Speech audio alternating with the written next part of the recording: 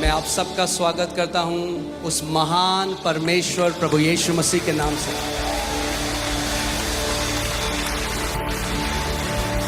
अगर आप मसीह में हो तो आप धन्य हो। मैंने कहा अगर आप मसीह में हो तो आप धन्य हो।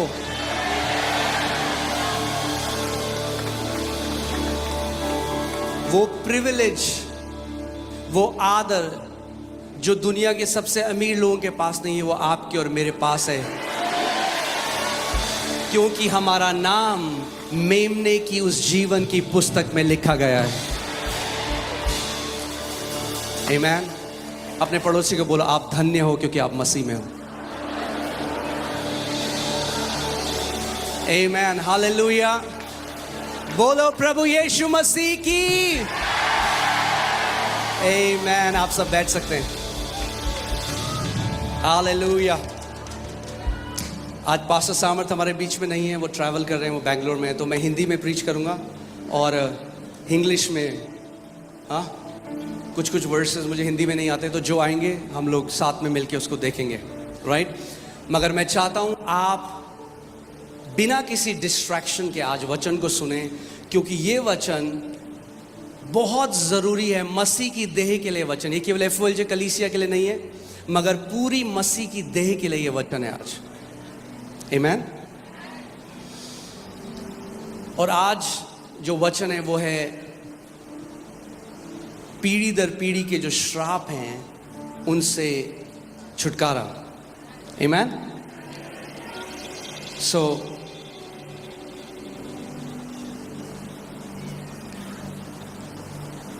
या जिसको बोलते हैं हम जेनरेशनल कर्सेस।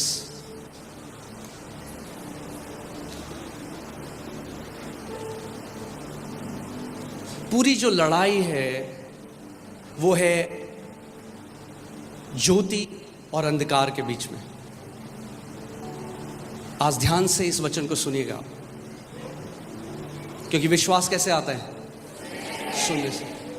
और मैं आज आपको एक बात बताता हूं, केवल विश्वास ही सुनने से नहीं आता। गलातियों की पुस्तक में परमेश्वर का वचन कहता है कि वो परमेश्वर जो तुम्हें आत्मा की सप्लाई देता है, कंटिन्यूअस सप्लाई देता है, जो आत्मा को उंडेलता रहता है तुम्हारे जीवन में, और जो तुम्हारे बीच में चमत्कार करता है, क्या वो व्यवस्था के कामों से वो करता है या विश्वास के सुनने से? पौलुस गलातियों की कलीसिया को एक करेक्शन दे रहा है, क्योंकि उन्होंने शुरू तो किया प्रभु यीशु मसीह के ऊपर विश्वास करके, मगर वहां से फिर कर चले गए पुराने नियम में। और ये गलातियों की कलीसिया के साथ ही नहीं है, ये आज भारत में और दुनिया में बहुत सारी कलीसियाओं के साथ है। इसीलिए बहुत जरूरी है कि हम वो लोग बने जो वचन में अड़िग हो। Amen.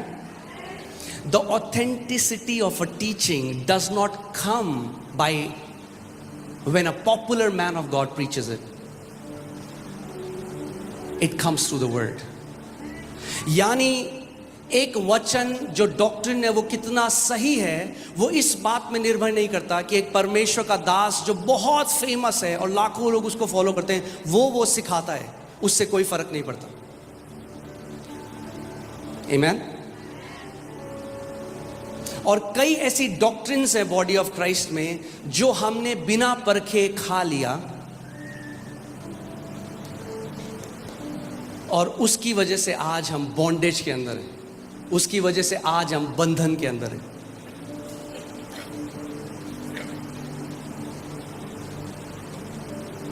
यूहन्ना 8 में 31-32 में प्रभु यीशु मसीह उन यहूदियों से कह रहा है जो विश्वास करते थे, उसने कहा इफ यू अबाइड इन मी, अगर तुम मुझ में बने रहो तो तुम मेरे चेले ठहरोगे। कब ठहरोगे तुम चेले?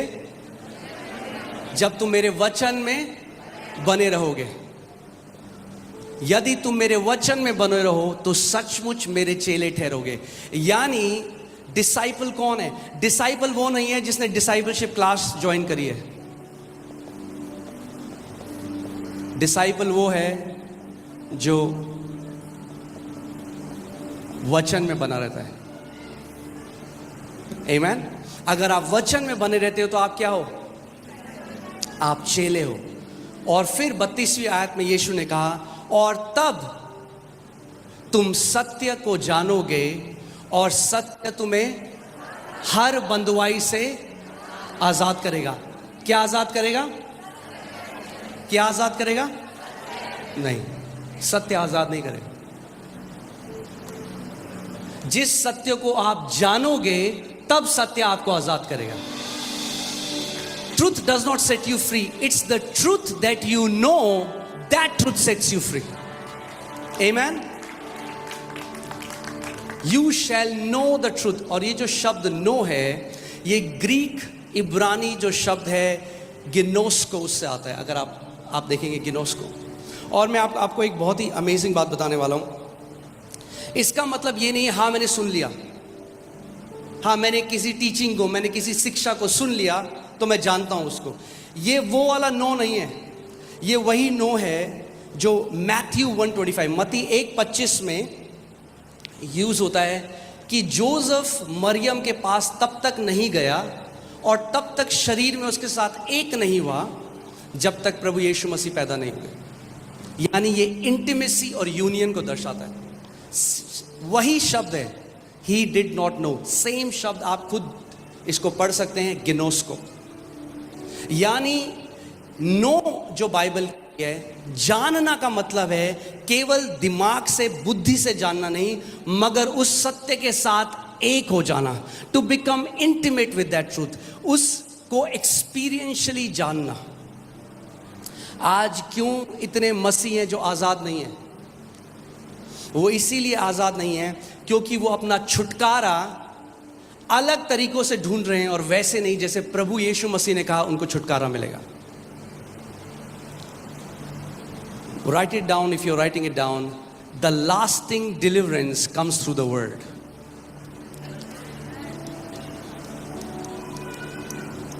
The lasting deliverance comes through the word.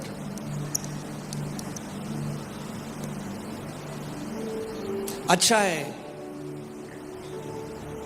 आप जाते हैं मीटिंग्स में, परमेश्वर के दास लोग आपके ऊपर हाथ रखते हैं, वो बहुत अच्छा है, मगर वो आपको एक पूरा लास्टिंग डिलीवरेंस कभी नहीं दे सकता।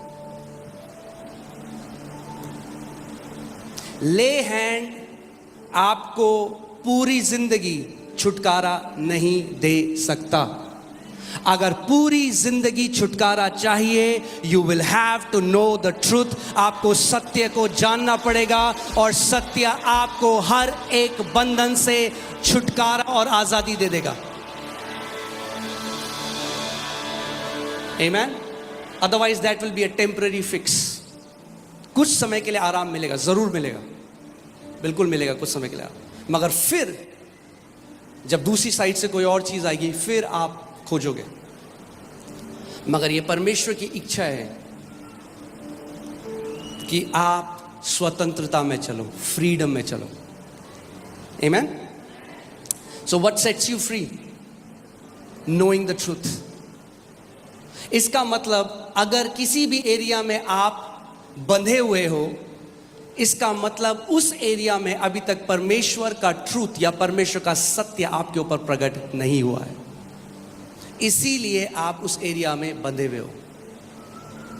अगर आप एक विश्वासी होते हुए प्रभु यीशु मसीह में आपने विश्वास किया, आपको नया जन्म मिला, और आप फिर भी कुछ एरिया में बंधन में हो, वो ऐसा है उस एरिया में आपके डार्कनेस है, अंधकार है, और वो अंधकार एक ही तरीके से आपके जीवन को छोड़ के जाएगा।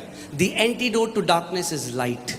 आपको केवल रेवलेशन चाहिए कि प्रभु यीशु मसीह ने पहले से आपके लिए क्या कुछ कर दिया है।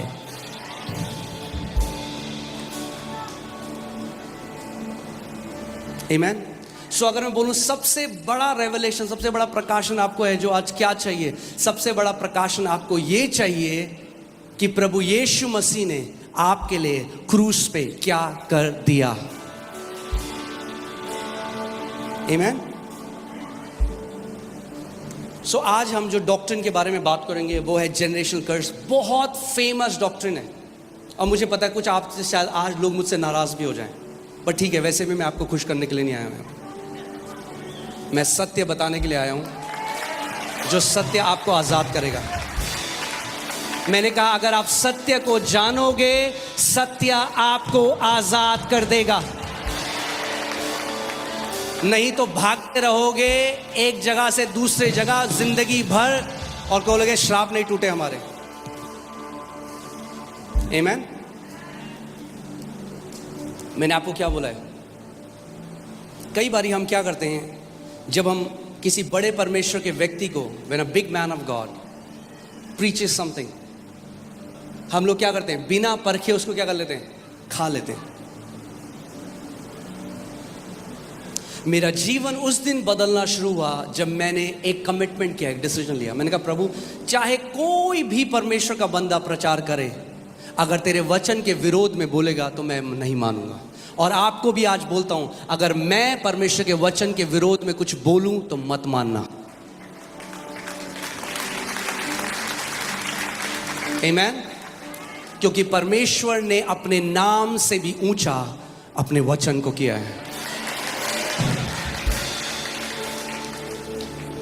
सो आज ये जो पीढ़ी दर पीढ़ी, आप जानते हैं बहुत फेमस टॉपिक है, बहुत कॉन्फ्रेंसेस होती हैं इसके अराउंड, बहुत बुक्स बिकती हैं इसके अराउंड, स्पिरिचुअल वॉरफेयर में बहुत माना जाता है। मगर आज हम वचन से देखेंगे कि सच में ये जनरेशनल कर्ज है क्या, कैसे हम इसको तोड़ सकते हैं, कैसे हम इससे छुटकारा पा सकते हैं।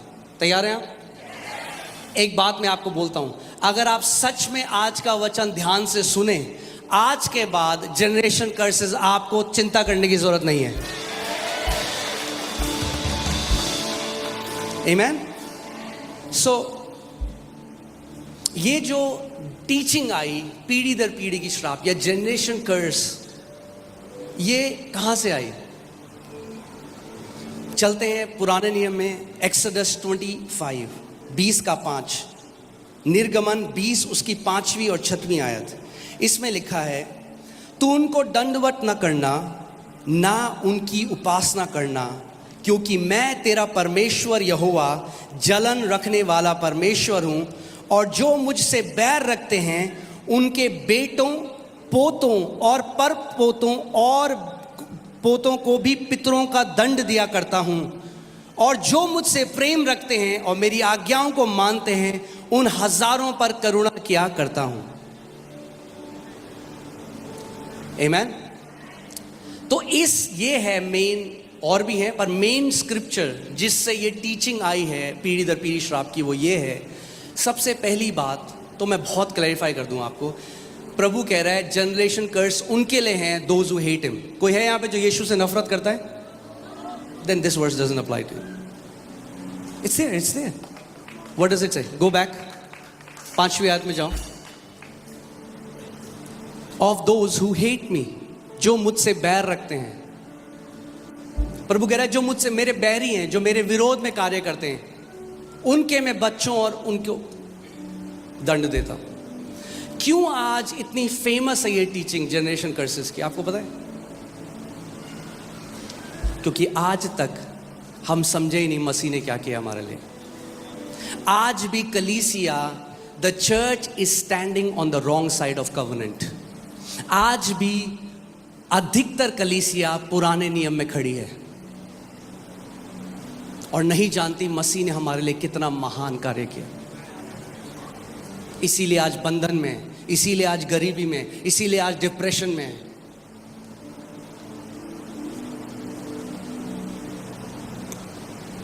प्रॉब्लम इस शिक्षा के साथ ये है, मुझे पता है आप में से बहुत सारे लोग भी मानते हैं इसको, इसीलिए प्रभु ने मुझे वचन दिया आपके लिए। प्रॉब्लम ये है पीढ़ी दर पीढ़ी श्रापों की शिक्षा में, जनरेशन कर्सेस की, कि जो कोई इस शिक्षा को मानता है वो कभी छुटकारा, ऐसा लगता है उसे मिला ही नहीं है।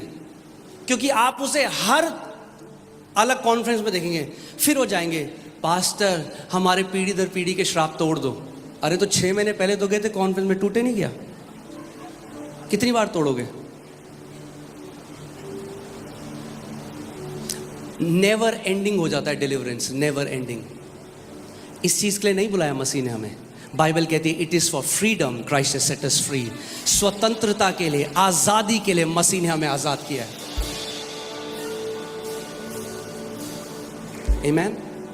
आप जानते हैं teachings like this have robbed the church of their inheritance. ऐसी शिक्षाओं ने परमेश्वर के बेटे और बेटियों से उनकी मिरास को छीन लिया है। आपको आइडिया नहीं कितना मुझे हेट मिलने वाला इस शिक्षा के बाद, पर इट्स ओके। मुझे प्रभु ने सत्य प्रचार करने के लिए बुलाया।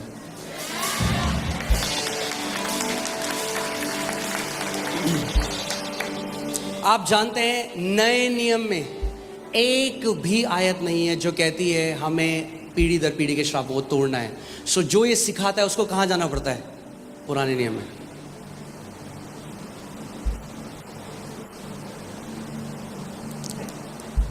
Amen. So people who believe this never really settle. Never really settle. Never ending हो जाता है। मुझे बहुत दुख लगा, मैं इंडोनेशिया गया, वहाँ पे एक लेडी से मिला जिसका पूरा, ध्यान से सुनिए, जहाँ आपकी चेतना है वही आप एक्सपीरियंस करते हो। ओके जैसे आप सुबह उठे और आपकी चेतना चली गई, अरे यार कितना बुरा चल रहा है दुनिया में, क्या हो रहा है, तो आप वही एक्सपीरियंस करोगे। अगर आपकी चेतना चले गई परमेश्वर कितना भला है, उसकी करुणा सदा की है, तो आप वही एक्सपीरियंस करोगे। सो परमेश्वर भी आपकी चेतना के पीछे है और शैतान भी आपकी चेतना के पीछे है। आमीन। और इतनी दुख की बात है कि कितने मसीह आज हैं उनकी चेतना में क्या है? श्राप, दुष्ट आत्माएं, कलेश, और वही वो एक्सपीरियंस करते हैं। सो क्योंकि अगर देखिए Bible says we who believe have entered the rest. अगर आप सही विश्वास करते हो उसका प्रकटीकरण यह है कि आप विश्राम में प्रवेश कर जाओगे। सो क्या है, कई लोगों को सिखाया जाता है अब तुम्हारे बाप ने जो पाप किया, उस आपके दादा ने, आपके परदादा ने, उसके दादा ने, उसके बाप ने, अब आप सब का पश्चाताप करो।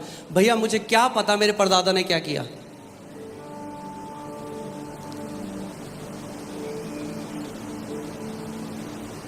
कैसे करूं मैं पश्चाताप उन चीजों का? नहीं, ये श्राप आपके पीढ़ियों से आ रहा है। क्यों ऐसी शिक्षाएं? क्योंकि मसीह का ज्ञान नहीं है। क्योंकि आज भी पुरानी वाचा में जी रहे हैं और उसी के फल को भी खा रहे हैं। राइट? आप जानते हैं यूएस में स्लेवरी लीगल था, किसी को गुलाम बना के रखना लीगल था। आप लीगली किसी व्यक्ति को अपना गुलाम रख सकते थे और उनके साथ बिल्कुल जानवरों जैसा व्यवहार होता था। तो प्रेसिडेंट अब्राहम लिंकन, कितने लोगों को पता है अब्राहम लिंकन के बारे में? हाँ, सबको पता है। सो अब्राहम लिंकन आए और उन्होंने एक डिक्री निकाली, यानी एक घोषणा करी जिसको बोला इमेंसिपेशन प्रोक्लेमेशन। और वो घोषणा जनवरी 1, 1863 1863 को हुई। और उस घोषणा में यह लिखा था कि आज से कोई भी व्यक्ति गुलाम नहीं रहेगा, सबको आजाद कर दिया जाए। क्या हुआ? यह घोषणा निकाल दी गई तो इल्लीगल हो गया अब गुलाम होना, क्योंकि सरकार ने, प्रेसिडेंट ने उस कंट्री के ये घोषणा कर दी। पर आप जानते हैं उसके 100 साल तक गुलाम थे लोगों के। आप जानते हैं क्यों थे वो गुलाम? क्योंकि उनको ज्ञान नहीं था कि हमारे लिए छुटकारे का वो डिक्लेरेशन हो चुका है। आज इतने सारे मसीह गुलाम हैं क्योंकि नहीं जानते कि क्रूस में यीशु मसीह ने कहा इट इज फिनिश्ड, पूरा हुआ। आमेन।